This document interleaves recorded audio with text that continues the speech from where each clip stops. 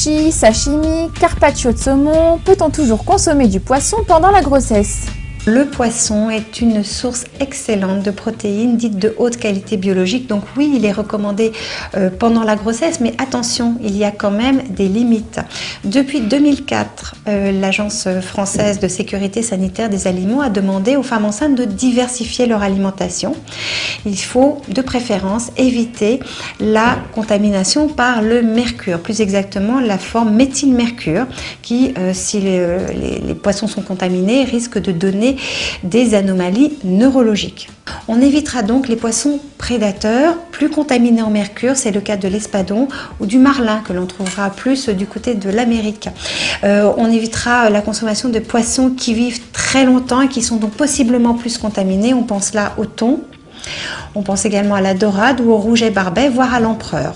Pour favoriser la consommation de poissons comme la sole et le saumon, qui lui vit moins longtemps et même s'il peut grandir quand il est d'élevage dans une eau qui n'est pas exempte de toute contamination, aura quand même beaucoup moins de risque de contenir des taux nocifs de mercure. Quant aux poissons crus, le principe de précaution serait de dire d'éviter le poisson cru en particulier, donc si on n'est pas sûr de l'origine du poisson, si ce poisson ne paraît pas frais.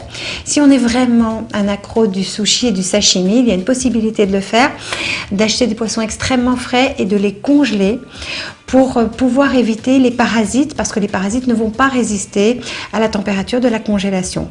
Par contre, en règle générale, au restaurant, on va éviter carpaccio et tartare.